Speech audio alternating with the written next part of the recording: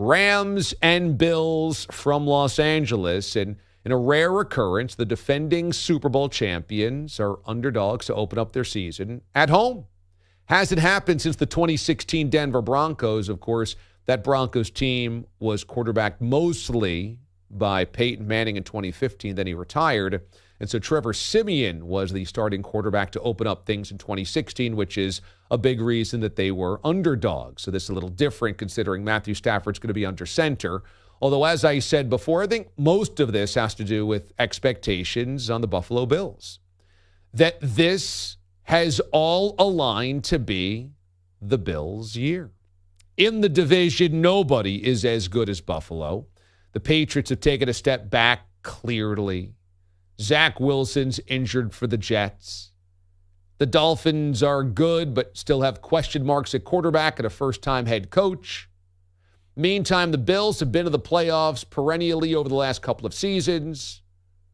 We're within a coin toss potentially of winning and going to the AFC Championship game in Kansas City last year. And have an incredible balance of good offense, dynamic offense, great quarterback in his prime, good defense, highly ranked, and a culture there that's been about winning, plus a couple of potential breakout stars in the offing. The Bills have it all aligned this year to win a Super Bowl. And yet, as we know, Bills fans can't feel good. Our very own Maggie Gray is a Bills fan. Perloff the other day asked her how she feels about all of these prognosticators picking the Bills to win the Super Bowl, and she just said, I can't do it. Because as a tortured member of Bills Mafia, Maggie knows the history is it doesn't end well. It never ends well for Bills fans. Now, I have somewhat of an intimate relationship with Bills Mafia because, as I've mentioned before, one of my really close friends and roommate in college, Bills season ticket holder since he was just knee-high on a grasshopper next to Darryl Talley. Went to all those wonderful games of the 90s he did, and I watched him every single Sunday live and die with the Bills, and to a certain degree the Sabres as well. But the Bills, every Sunday I watched him in our dorm room every single year in college, dying with those Bills teams. And yes, I underscore dying. There wasn't a lot of living, a lot of dying. Went to a few Bills games with him. One of my other closest friends ever, a Bills fan that wears that Bills tattoo and wears that Bills t-shirt and wears that Bill Zubaz hat with pride. And every single Sunday I see the hope getting higher, until the playoffs. And that it all falls apart. And I see him with now his 7-year-old daughter on the couch, and his daughter's crying. And he has to teach his daughter, this is the reality. This is the pain of being a Bills fan. It never ends well for us. We just have to be used to it. But one day, hopefully one day, we'll be broken from these chains. The Bills are one of the favorites, if not the singular favorite, to win a Super Bowl this year. Pickers across the NFL saying it's the Bills season finally. This is the Bills season finally. And I know how Bills Mafia feels. You want to be optimistic, but you don't know what that feels like because the Sabres never hoist a cup and the Bills never win the Super Bowl. And when it looks like it's the easiest or the most likely is when you have your heart tortured most. Like last year in the playoffs, when Josh Allen's perfect 7-0 winning coin tosses over the course of the year and then goes 0 for 2 in the playoff game.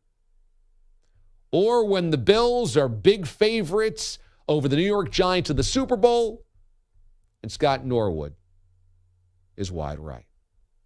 Happens time and time again. I mean, Thurman Thomas forgets his freaking helmet under the bench in the Super Bowl.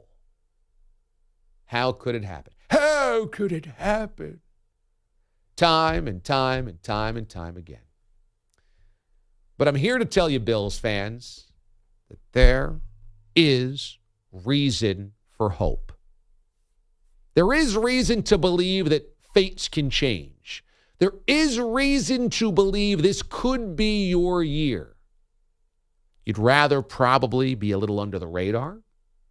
You'd rather be maybe a bit of a trendy or a sexy pick instead of the odds-on unanimous favorites with a lot of pressure, a lot of expectations. If it doesn't happen this year, when will it happen? But I'm here to tell you that there is reason for hope because even recent NFL history tells us the most tortured, pained franchises can finally do it.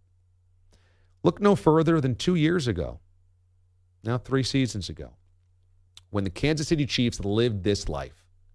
This was their life. This was their existence. In 2019, it had been 50 years since the Chiefs even made a Super Bowl. And the Chiefs were the Bills.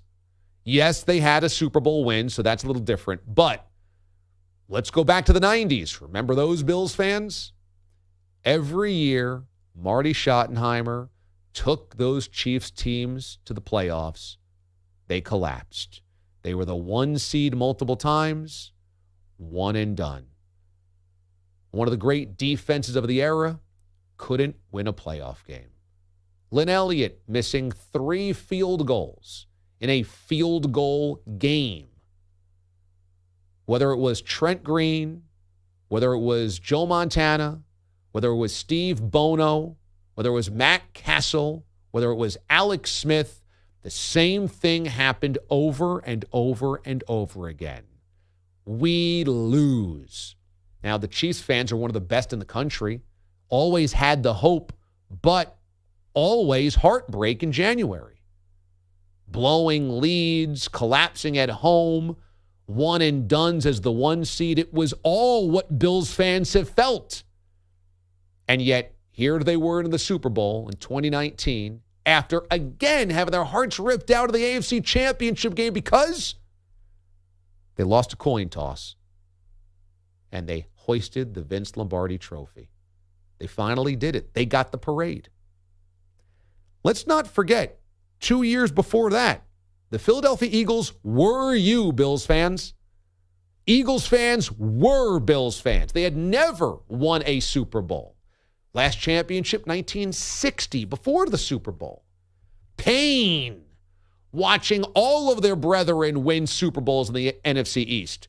The Cowboys, Washington, the New York Giants, and the Eagles never were that team. Muffed punts, bad interceptions, Donovan McNabb puking in the Super Bowl, T.O. doing sit-ups in a driveway, Andy Reid's clock management, Randall Cunningham's blown ACL, Ron Jaworski throwing bad interceptions. Same thing, Bills fans. The Eagles had been tortured. Eagles fans have been dragged through the mud. Eagles fans knew it never ends well for us. And yet here they were after their guy Carson Wentz blows his ACL in December of an MVP season, watching Nick Big You-Know-What Foles somehow conjuring magic to win the Eagles' first Super Bowl over who else but the New England Patriots. Don't forget, just a few years before that, the Seattle Seahawks were you guys, Buffalo Bills fans. The Seahawks never were anything, never amounted to anything. And the only time they made a Super Bowl, 2005, robbed by a couple of really weird, funky referee decisions. They'd had good players, Steve Largent, Cortez Kennedy, but bad teams, bad coaches. Dennis Erickson, the end of Tom Flores. Even Mike Holmgren, when he took over, wasn't still Mike Holmgren of the Packers days, although he did get them to a Super Bowl. The Seahawks were the Bills. Nothing to cheer for except how great our fandom is. The 12s. And here they were in the Super Bowl against mighty Peyton Manning and the Denver Broncos offense, record-setting. And they totally shut them down. Shut them down, shut them down. And here were the Seahawks of all teams, hoisting the Vince Lombardi trophy. It has happened. It has happened in our lifetime. It's happened in the last decade. The New Orleans Saints winning a Super Bowl. They were Bills fans, tortured. The Aints, we never win. Basketball, the Cleveland Cavaliers. They were Bills fans, tortured. We never win. NBA championship. World Series. The Cubs. The freaking Cubs won the World Series recently. The Royals won the World Series recently. The point is, there is reason for hope. Because even though we think that sports is just a repeat of the same teams and the same cities collecting all of the championships, it's actually not true. Last does become first. Torture does become glory. You can overcome. And so, Bills fans, I know this is a scary time for you.